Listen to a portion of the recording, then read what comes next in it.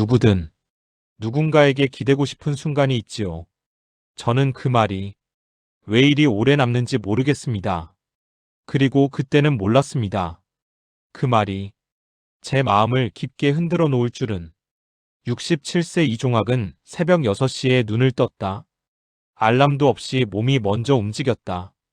요양보호사 일을 시작한 지 2년, 이제는 시계보다 몸이 더 정확했다. 세면대 앞에 선 그는 거울 속 자신을 보며 잠시 멈칫했다. 어제보다 더 깊어진 눈과 주름, 흰머리가 성긴 빗질에도 계속 튀어나왔다. 하지만 곧 고개를 저었다. 지금은 그럴 때가 아니었다.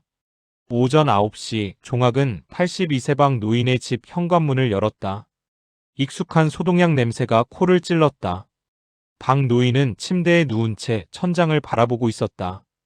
종학이 다가가자 노인이 천천히 고개를 돌렸다. 오늘도 오셨어요. 당연하죠. 제가 안 오면 누가 어르신 돌봐드립니까? 종학은 능숙하게 침대 시트를 갈고 노인의 몸을 닦아드렸다. 허리를 1시간 넘게 굽히고 있자니 등 뒤쪽이 뻐근하게 당겼다. 하지만 내색하지 않았다. 방 노인이 미안해할까봐. 일을 마치고 허리를 펴는데 노인이 작은 목소리로 말했다. 선생님도 나이가 있으신데 이런 일 하시면 몸이 힘드시죠? 종학은 웃으며 대답했다. 저는요, 저보다 더 늙은 사람을 돌보고 있으니까 괜찮습니다. 농담처럼 던진 말이었지만 입 밖으로 나오는 순간 이상하게 가슴이 서늘해졌다. 방 노인은 웃었지만 종학은 웃지 못했다.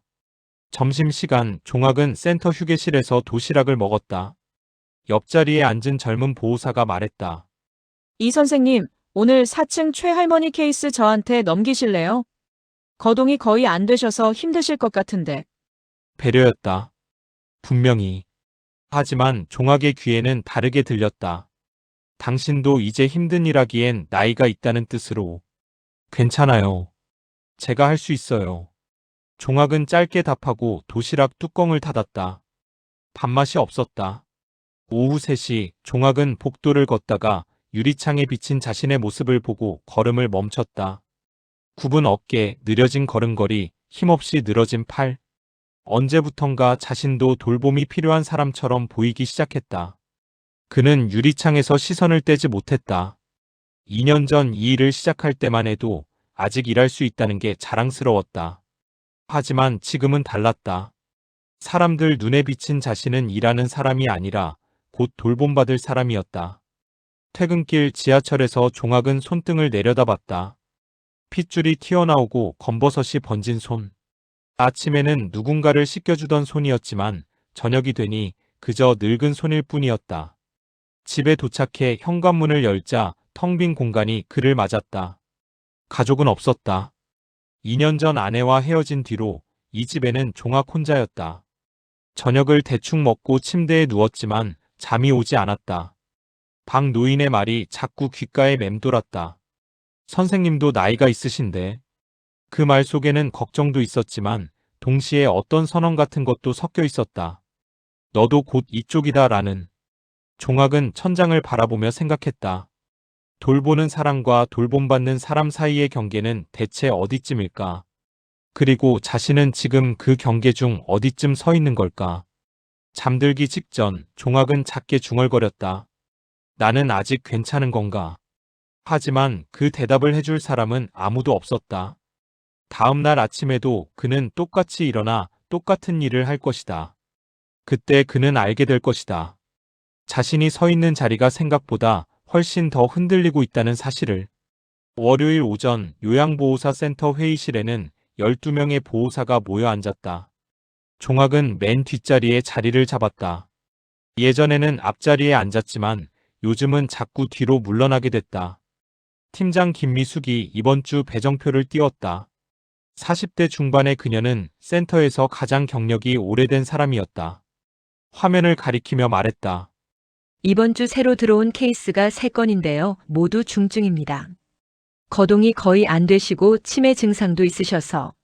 미숙의 시선이 잠깐 종학에게 머물렀다가 다른 곳으로 옮겨갔다. 종학은 그 찰나의 시선을 놓치지 않았다. 윤지현 선생님, 박상훈 선생님이 맡아주시고요. 두 사람 모두 30대였다. 미숙이 계속 말을 이었다. 이종학 선생님은 기존 박 어르신 케이스 유지하시고 수요일에 77세 정 어르신 방문 한 건 추가로 부탁드립니다. 정 어르신은 거동은 가능하신 분이에요. 회의가 끝나고 사람들이 나가는데 미숙이 종학을 불렀다. 이 선생님 잠깐만요. 둘만 남았다. 미숙은 조심스럽게 입을 열었다. 선생님 요새 많이 힘드시죠? 제가 보니까 지난주에도 허리 불편해 하시는 것 같던데. 아니에요, 괜찮습니다. 제가 다 봤어요. 박 어르신 케이스 마치고 나올 때 허리 펴시는 거 얼마나 힘들어 하시는지. 선생님, 이 일이 젊은 사람들도 힘든 일이잖아요. 미숙의 말투는 부드러웠다. 하지만 종학의 가슴에는 날카로운 무언가가 꽂혔다. 그래서 제 말은요. 중증 케이스는 젊은 선생님들한테 맡기고 선생님은 조금 가벼운 분들 위주로 배정해 드리려고요. 그게 선생님 몸도 생각하고. 팀장님. 종학이 끊었다. 목소리가 평소보다 낮았다. 제가 일 못한다는 말씀이십니까? 아니에요. 그게 아니라. 아니면 제가 이제 돌보는 사람이 아니라 돌봄받아야 할 사람이라는 겁니까? 미숙은 당황한 표정으로 손을 저었다. 선생님 오해하지 마세요. 진심으로 배려해서 드리는 말씀이에요. 선생님 나이면 이런 중노동 안 하셔도 되잖아요. 배려. 그 단어가 종학의 귀에 울렸다. 배려라는 이름으로 자신을 경계 밖으로 밀어내고 있었다. 저 아직 멀쩡합니다. 일 계속하겠습니다. 종학은 짧게 말하고 회의실을 나왔다. 복도를 걷는데 뒤에서 미숙의 한숨 소리가 들렸다. 오후 종학은 박 노인의 집으로 향했다. 평소보다 걸음이 빨랐다. 뭔가 증명해야 할 것 같았다. 자신이 아직 할 수 있다는 것을. 박 노인을 씻기고 식사 보조를 하고 약을 챙겨드렸다. 모든 동작을 평소보다 더 꼼꼼하게, 더 빠르게 했다. 허리가 아파도 내색하지 않았다. 숨이 차도 참았다. 일을 마치고 나오는데 박 노인의 딸이 현관에서 기다리고 있었다. 50대 초반쯤 되어 보이는 여성이었다. 선생님 수고하셨어요. 네, 별 말씀을요. 딸이 잠시 망설이다 말했다. 저기 실례가 안 된다면 여쭤봐도 될까요? 선생님 연세가. 종학의 몸이 굳었다. 67입니다. 아, 그러시구나. 그럼 저희 아버지보다 15살 아래시네요. 여성은 웃었지만 그 웃음 뒤에 뭔가 다른 게 있었다. 걱정 같은 것, 아니면 의구심 같은 것. 아버지 케어하시느라 힘드시죠? 저도 알아요. 이 일이 얼마나 고된 일인지. 그래서 젊은 선생님들도 금방 그만두시던데. 여성의 말은 계속 이어졌지만 종학의 귀에는 한 문장만 맴돌았다. 젊은 선생님들도 금방 그만두는데 그 나이에 괜찮으시냐는 뜻이었다. 현관을 나와 엘리베이터를 탔다. 거울에 비친 자신의 얼굴이 보였다. 이마에 땀이 맺혀 있었다. 오늘따라 주름이 더 깊어 보였다. 엘리베이터가 1층에 도착했을 때 종학은 벽에 기대섰다. 갑자기 다리에 힘이 풀렸다.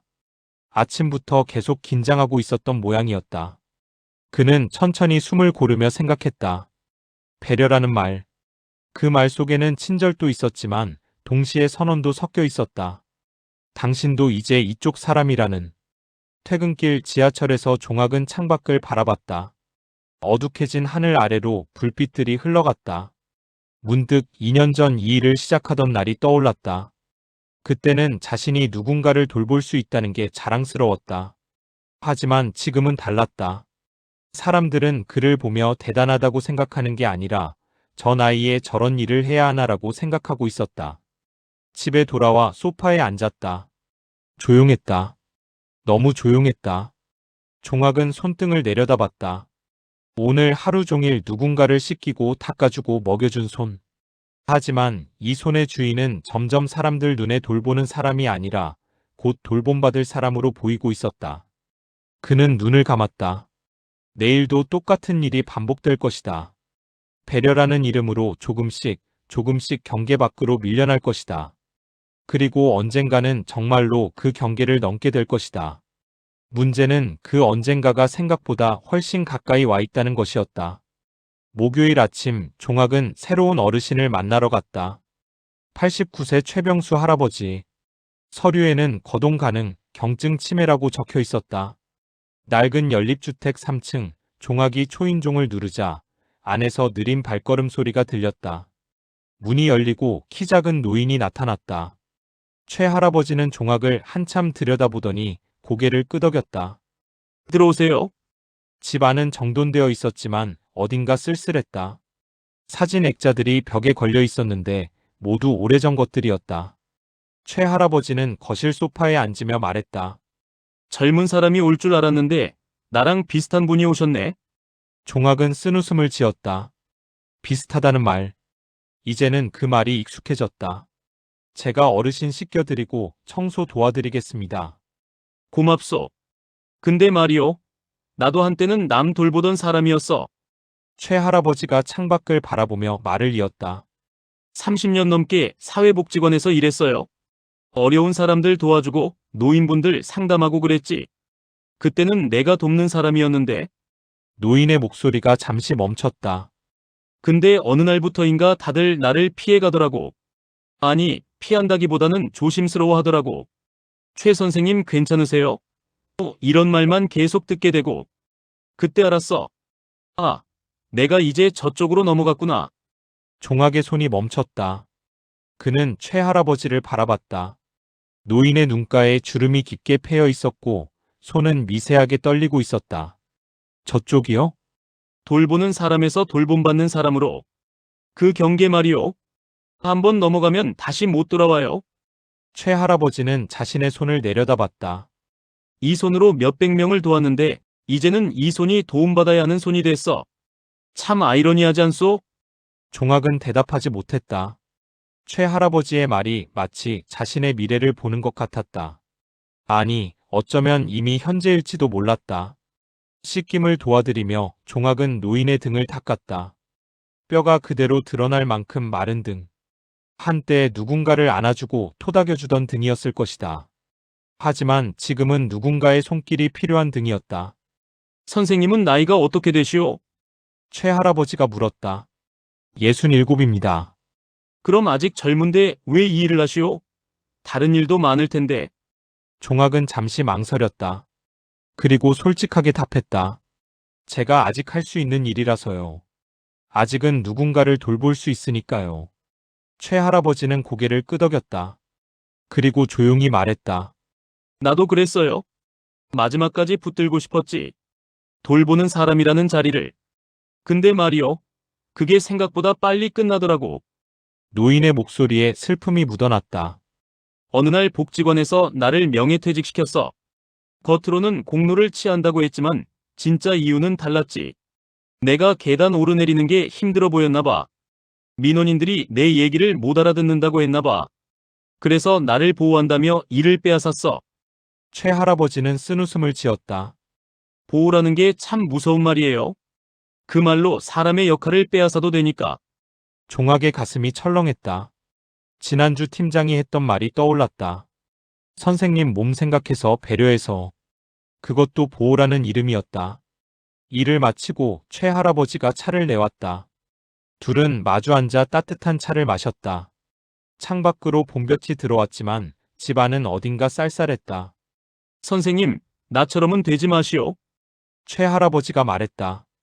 돌보는 자리를 놓지 않으려고 버티다가 결국 더 초라하게 떠밀려 나왔어. 차라리 내가 먼저 내려놓을 걸 그랬어. 하지만 어르신은 끝까지 하고 싶으셨잖아요. 그게 욕심이었는지도 모르지. 내가 필요한 사람이고 싶은 욕심. 근데 세상은 그런 욕심까지 용납 안 하더라고. 종악은 찻잔을 내려놓았다. 손이 미세하게 떨렸다. 자신의 손을 보니 최 할아버지의 손과 별반 다르지 않았다. 핏줄이 튀어나오고 검버섯이 번지고 힘이 예전 같지 않은 손. 현관문을 나서는데 뒤에서 최 할아버지의 목소리가 들렸다. 선생님, 경계라는 게 말이요 어느 날 갑자기 넘는 게 아니에요. 매일 조금씩 밀려나다 보면 어느새 완전히 넘어가 있는 거예요. 종악은 돌아보지 않고 계단을 내려갔다. 가슴이 답답했다. 최 할아버지의 말은 경고가 아니라 예언처럼 들렸다. 지하철을 타고 가며 종악은 창밖을 바라봤다. 사람들이 타고 내렸다. 젊은 사람들, 중년들, 노인들 모두 각자의 자리에서 각자의 역할을 하고 있었다. 그런데 자신은 어디쯤 있는 걸까?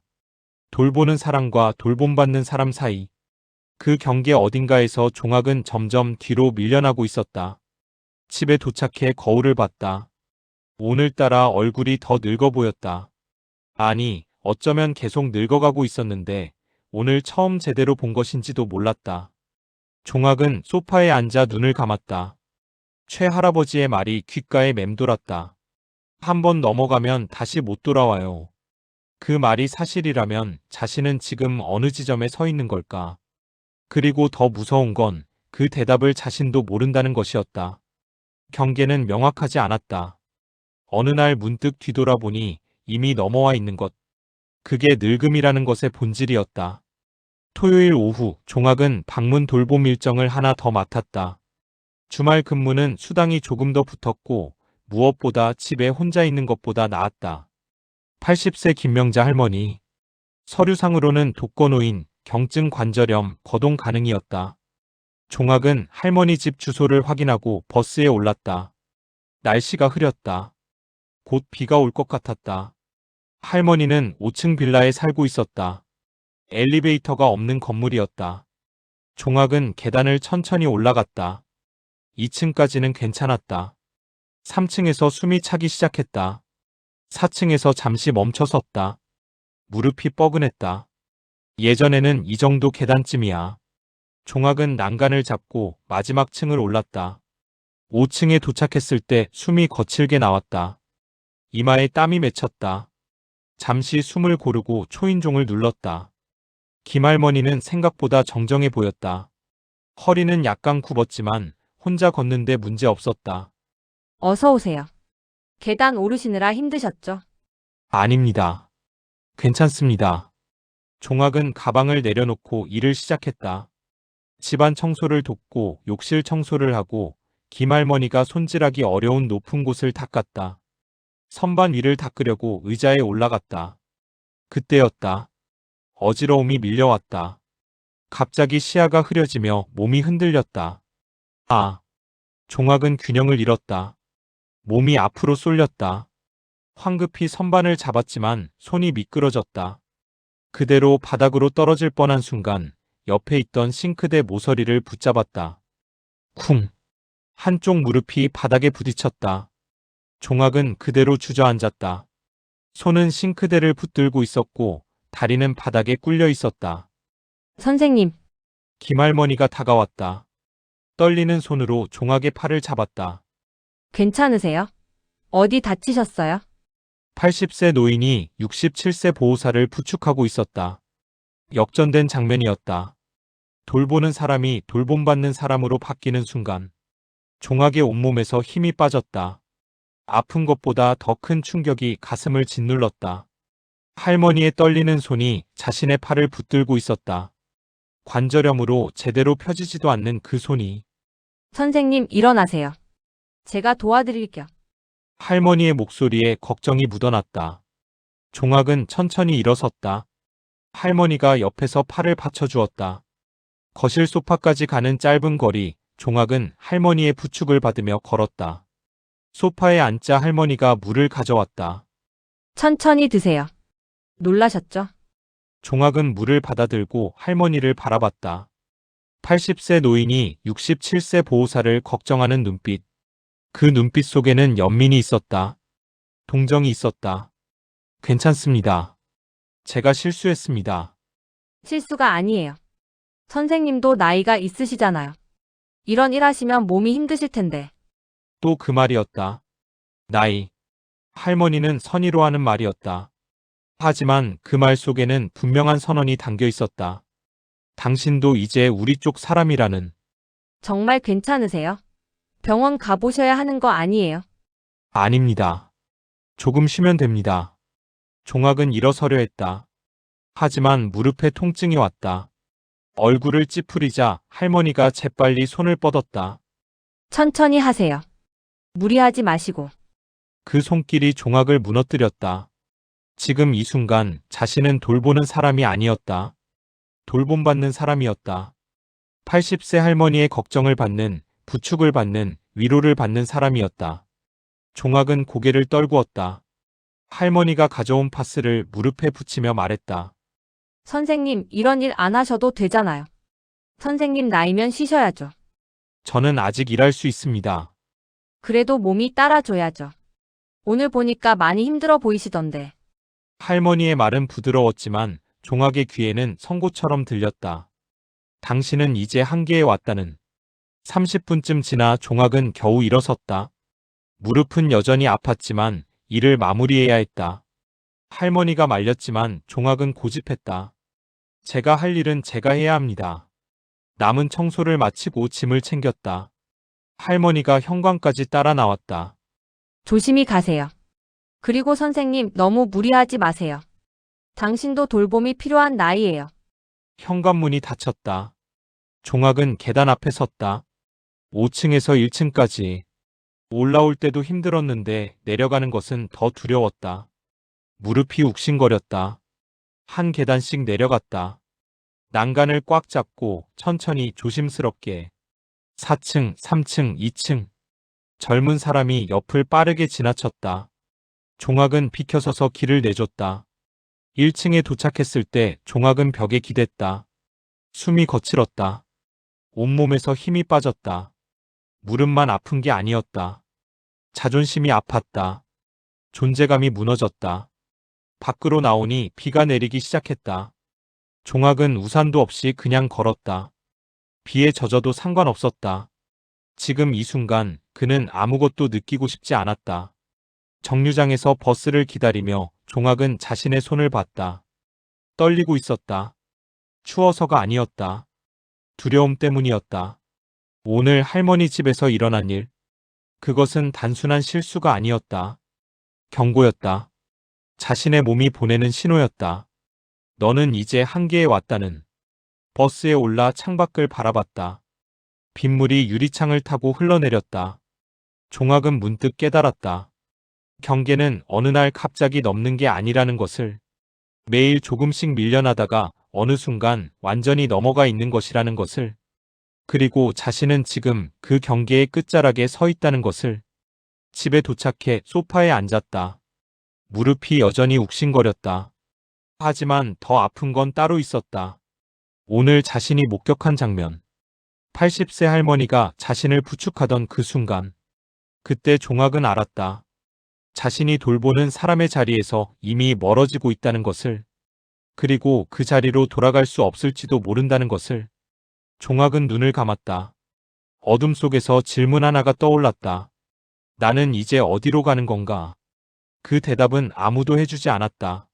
하지만 종학은 이미 알고 있었다. 자신이 서 있는 이 자리가 생각보다 훨씬 더 위태롭다는 것을. 월요일 아침 종학은 센터에 출근하지 않았다. 무릎이 아팠다. 파스를 붙이고 하루 쉬면 나을 거라고 생각했다. 하지만 진짜 이유는 따로 있었다. 토요일 이후로 센터 문을 열고 들어가는 것이 두려워졌다. 오전 10시쯤 팀장 김미숙에게서 전화가 왔다. 이 선생님 어디세요? 오늘 박 어르신 방문 일정 있으시잖아요. 죄송합니다. 몸이 좀 안 좋아서요. 전화 너머로 잠시 침묵이 흘렀다. 많이 아프세요?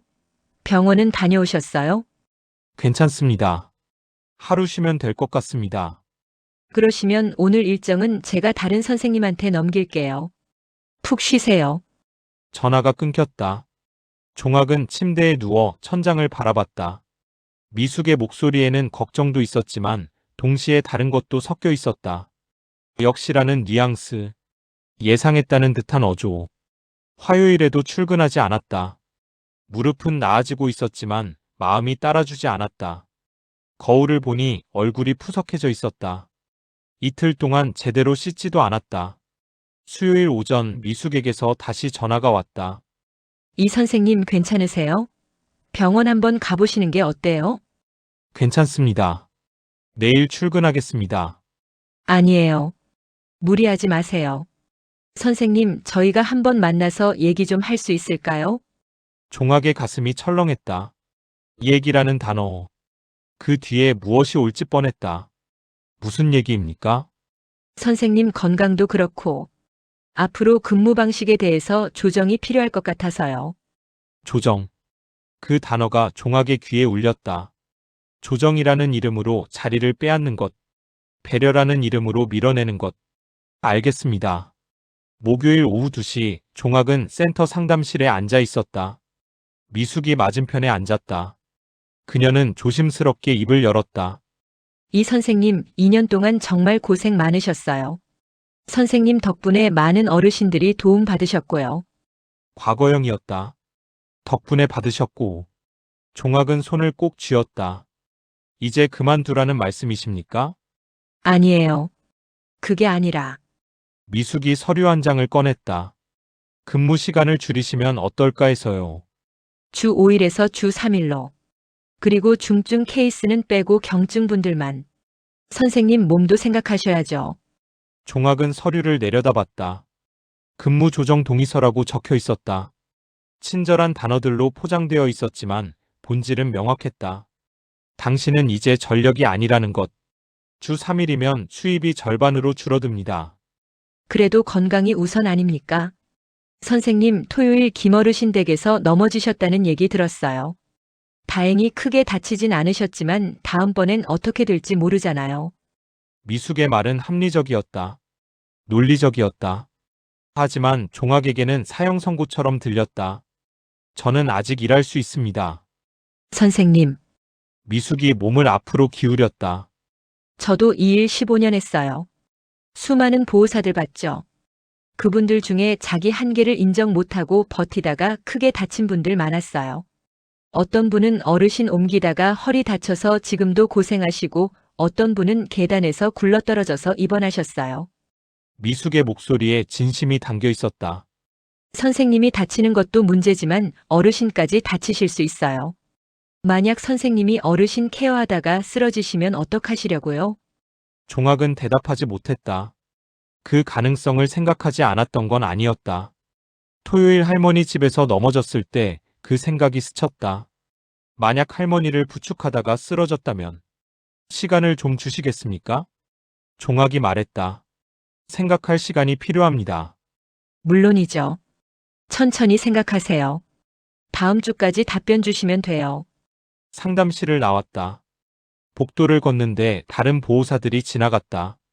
30대, 40대. 모두 활기차 보였다. 종학은 문득 자신이 이 공간에서 가장 늙은 사람이라는 걸 깨달았다. 집으로 돌아오는 길, 종학은 공원 벤치에 앉았다. 아이들이 뛰어놀고 있었다. 젊은 엄마들이 수다를 떨었다. 노인들이 산책을 했다. 종학은 그 풍경을 바라보며 생각했다. 자신은 어디에 속하는 걸까? 일하는 사람들? 아니면 쉬는 사람들? 2년 전 아내와 헤어지고 혼자가 됐을 때 이 일을 시작했다. 그때는 명확했다. 나는 아직 쓸모있는 사람이라는 걸 증명하고 싶었다. 누군가를 돌볼 수 있다는 것이 자신의 존재 이유였다. 하지만 지금은 달랐다. 사람들이 자신을 보는 눈빛이 달라졌다. 돌보는 사람이 아니라 돌봄받을 사람으로, 일하는 사람이 아니라 쉬어야 할 사람으로. 핸드폰이 울렸다. 박 노인의 딸이었다. 선생님 오늘 안 오신다고 들었는데 괜찮으세요? 많이 편찮으세요? 아닙니다. 괜찮습니다. 아버지가 선생님 걱정하시던데요. 선생님도 무리하지 마시고 쉬셔야죠. 전화를 끊고 종학은 한숨을 쉬었다. 박 노인마저 자신을 걱정하고 있었다. 돌보던 사람이 걱정받는 사람이 되었다. 저녁 종학은 식탁에 앉아 동의서를 펼쳐놓았다. 사인만 하면 끝이었다. 주 3일 경증 환자만. 그렇게 천천히 일에서 물러나는 것. 하지만 종학은 펜을 들지 못했다. 이 서류에 사인하는 순간 자신이 인정하는 것 같았다. 나는 이제 한계에 왔다는 것을. 그는 창밖을 바라봤다. 어두운 하늘 아래 불빛들이 켜져 있었다. 저 불빛 하나하나에 사람들이 살고 있었다. 각자의 자리에서 각자의 역할을 하며. 종학은 눈을 감았다. 그리고 조용히 중얼거렸다. 내가 지금 멈추면 정말로 제가 사라질 것 같습니다. 그 말을 듣는 사람은 아무도 없었다.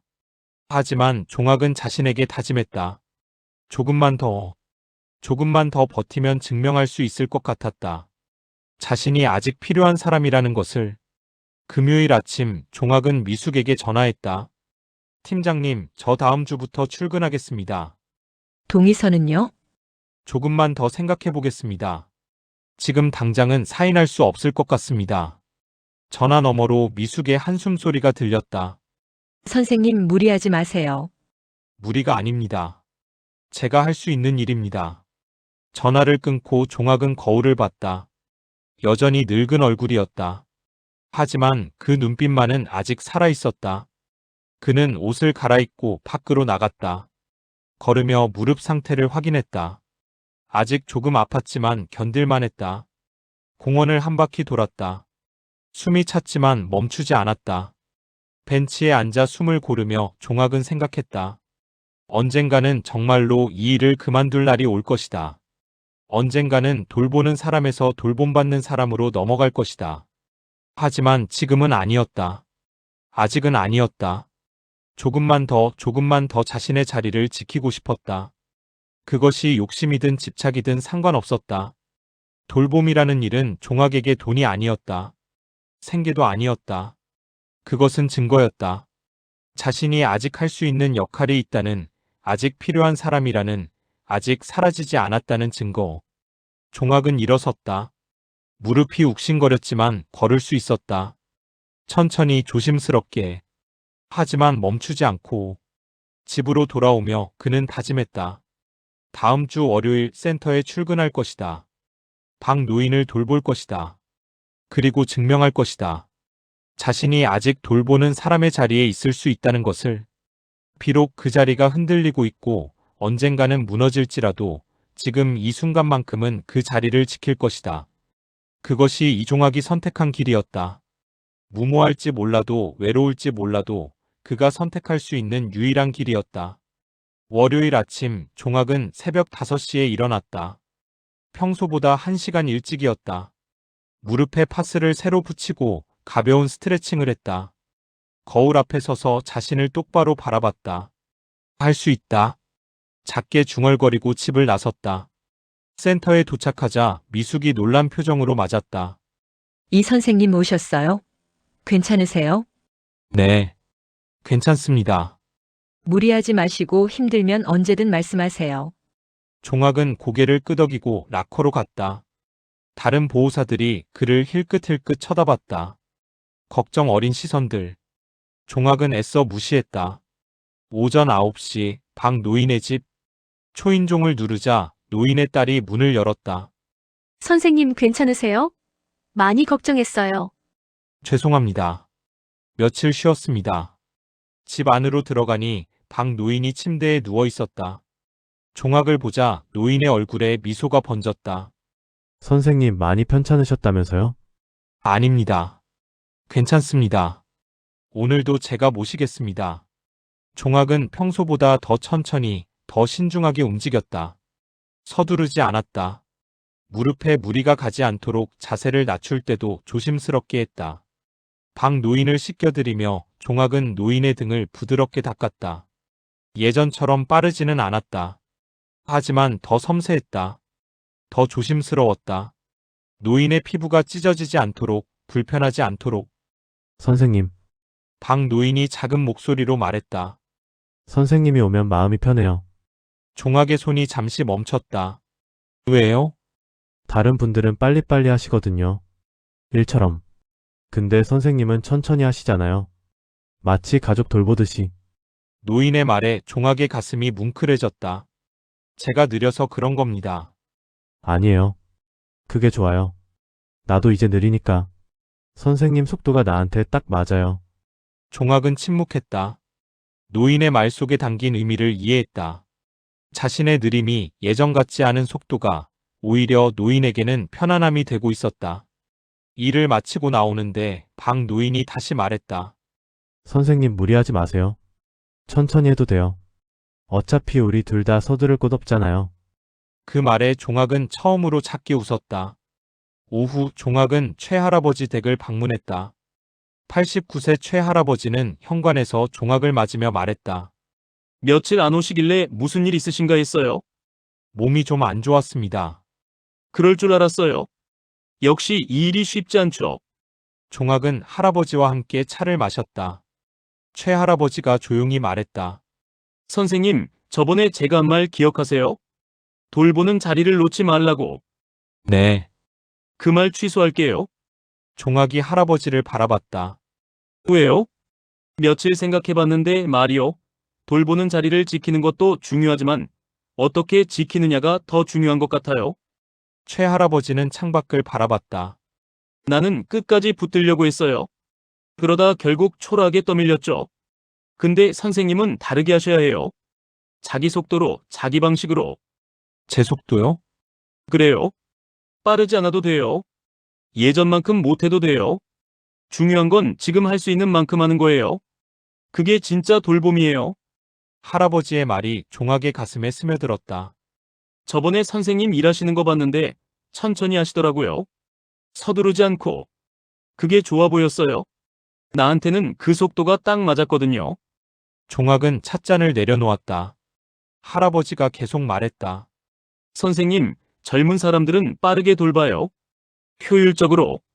근데 우리 같은 사람들한테는 그게 불편할 때가 있어요. 너무 빨라서. 근데 선생님은 우리 속도를 알잖아요. 느려도 괜찮다는 걸. 그 순간 종학은 깨달았다. 자신이 잃어버린 것만 생각했지 얻은 것은 보지 못했다는 것을. 속도는 느려졌지만 섬세함이 생겼다. 힘은 약해졌지만 이해심이 깊어졌다. 목요일 종학은 77세 정할머니를 처음 만났다. 할머니는 혼자 사는 독거노인이었다. 종학이 집안일을 돕는 동안 할머니는 계속 말을 걸었다. 선생님, 나이가 어떻게 되세요? 67입니다. 그럼 나보다 10살 아래네요. 근데 이런 일 하시면 힘드시지 않아요? 종학은 걸레질을 하다 말고 할머니를 바라봤다. 힘듭니다. 솔직히. 그럼 왜 하세요? 종학은 잠시 생각했다. 그리고 솔직하게 답했다.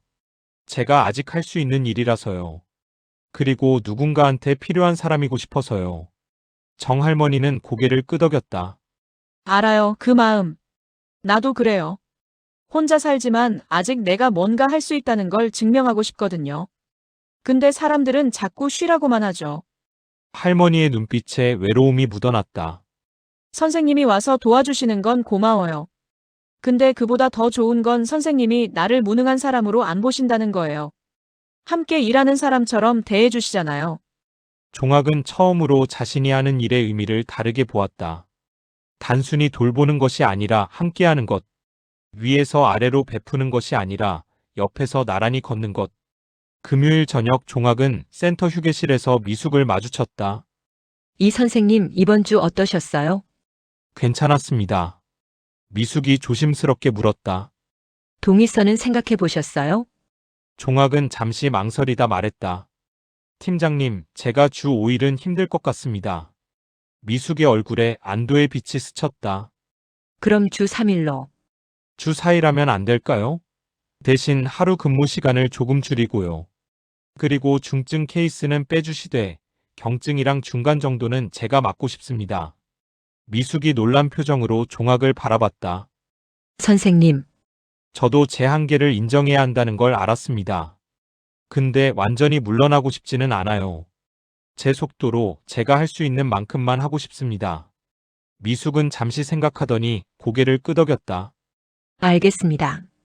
그렇게 조정하죠. 토요일 아침 종학은 공원을 산책했다. 무릎은 여전히 가끔 욱신거렸지만 걸을 수 있었다. 천천히 자기 속도로 벤치에 앉아 하늘을 바라봤다. 구름이 천천히 흘러갔다. 서두르지 않았다. 그냥 제 속도로 움직였다. 종학은 깨달았다. 돌보는 사람과 돌봄받는 사람 사이의 경계는 명확하지 않다는 것을. 그 경계 어딘가에서 자신은 여전히 돌보고 있었다. 예전과 똑같지는 않지만 자기 방식으로. 느려도 괜찮았다. 예전만큼 못해도 괜찮았다. 중요한 건 지금 할 수 있는 만큼, 지금 가진 힘으로 누군가에게 편안함을 주는 것이었다. 핸드폰이 울렸다. 박 노인의 딸이었다. 선생님, 아버지가 다음 주에도 선생님이 오시는지 계속 물으세요. 선생님 오시는 날만 기다리신대요. 종학은 미소 지었다. 네, 갑니다. 월요일에 뵙겠습니다. 전화를 끊고 종학은 일어섰다. 집으로 돌아가는 길 그의 걸음은 느렸다. 하지만 흔들리지 않았다. 그는 여전히 돌보는 사람이었다. 비록 예전처럼 빠르지 않고 예전처럼 강하지 않아도 자기 속도로 자기 방식으로 누군가를 편안하게 만드는 사람. 그것으로 충분했다. 그것이 이종학이 찾은 답이었다. 2달이 지났다. 종학은 여전히 요양보호사로 일했다. 주 4일 하루 5시간. 예전보다 짧았지만 그 시간은 이전보다 더 단단했다. 화요일 아침 종학은 박 노인의 집으로 향했다. 계단을 오르는 속도는 느렸다. 하지만 서두르지 않았다. 한 계단씩 자기 호흡으로. 박 노인은 침대에서 종학을 기다리고 있었다. 선생님, 오늘은 날씨가 좋네요. 그러게요. 창문 좀 열어드릴까요? 종학은 창문을 열고 신선한 공기가 들어오게 했다. 그리고 천천히 노인을 씻겨드렸다. 한 동작 한 동작 서두르지 않고 노인의 얇은 피부가 다치지 않도록 부드럽게. 선생님, 박 노인이 말했다. 선생님 손길이 참 좋아요. 안심이 돼요. 감사합니다. 아니, 진심이에요. 다른 분들도 좋으신데 선생님은 특별해요. 뭐랄까 급하지 않으세요.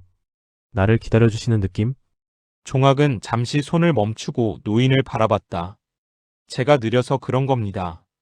아니에요. 그게 아니에요. 박 노인은 종학의 손을 잡았다. 떨리는 손이었지만 따뜻했다.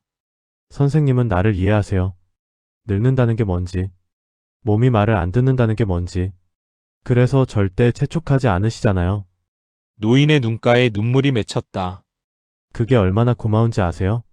누군가 내 속도를 기다려준다는 게. 종학의 가슴이 뜨거워졌다. 자신이 느려진 것이, 약해진 것이 누군가에게는 위로가 되고 있었다.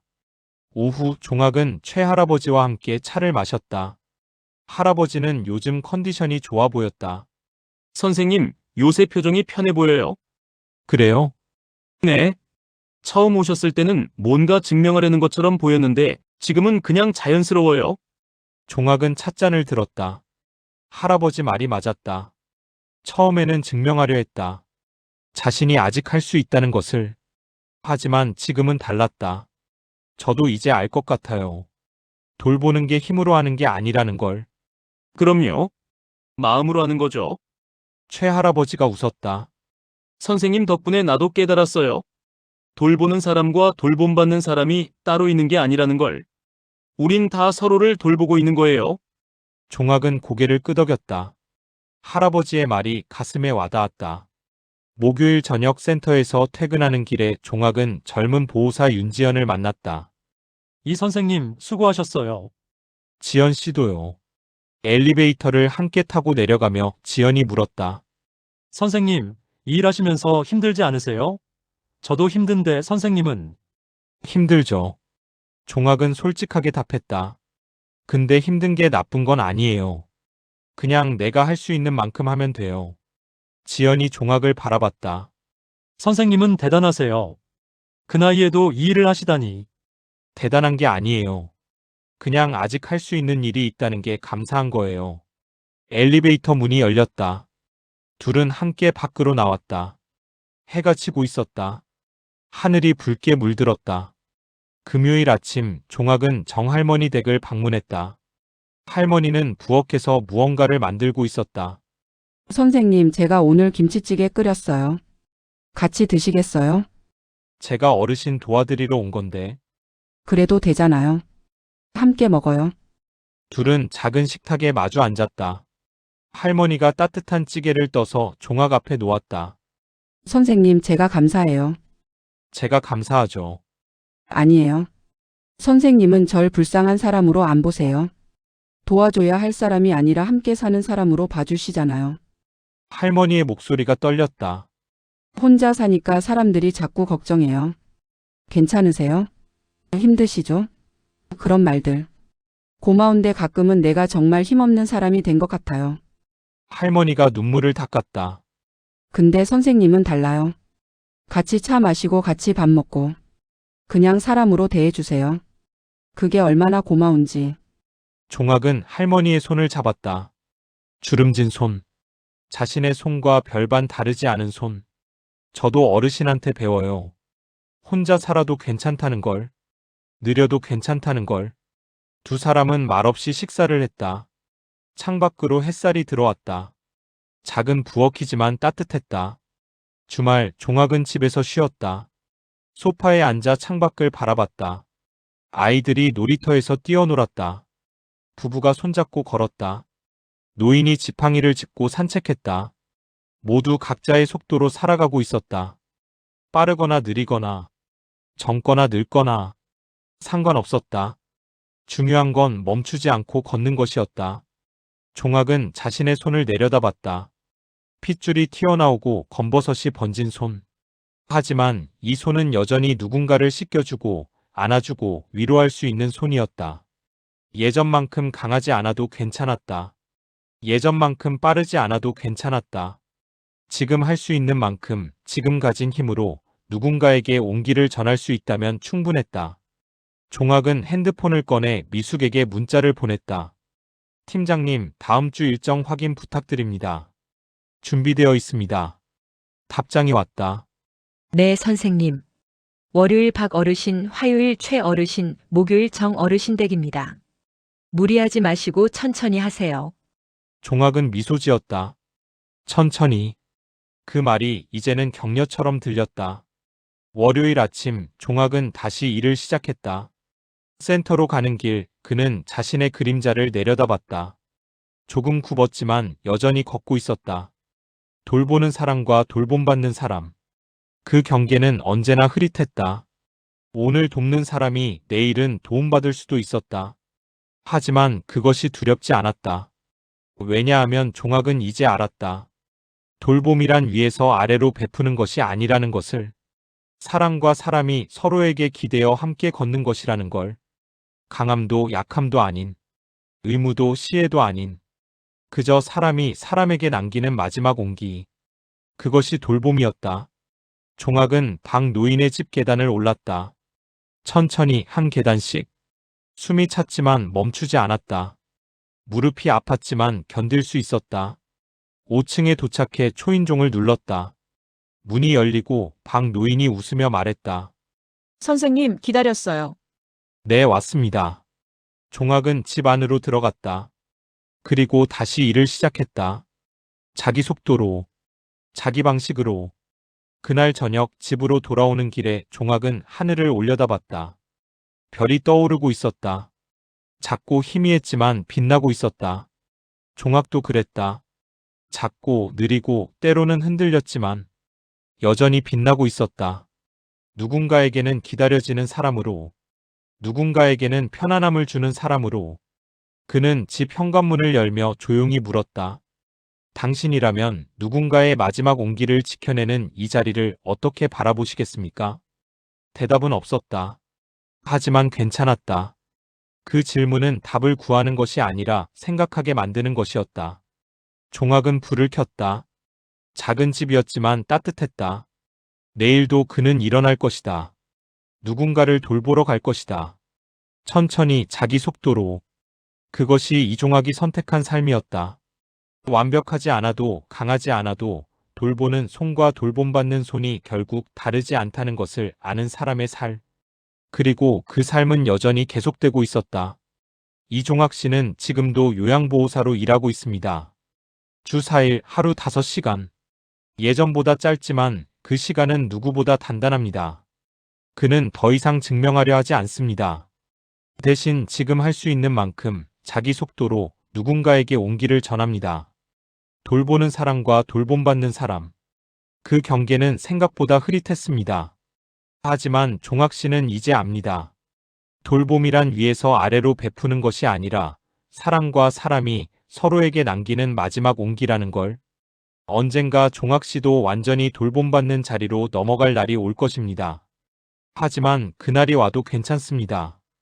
돌보는 손과 돌봄받는 손은 결국 다르지 않으니까요. 오늘 이야기가 마음에 와닿으셨다면 구독과 좋아요 부탁드립니다. 댓글로 여러분의 생각도 나눠주세요. 다음 이야기에서 또 뵙겠습니다. 건강하세요.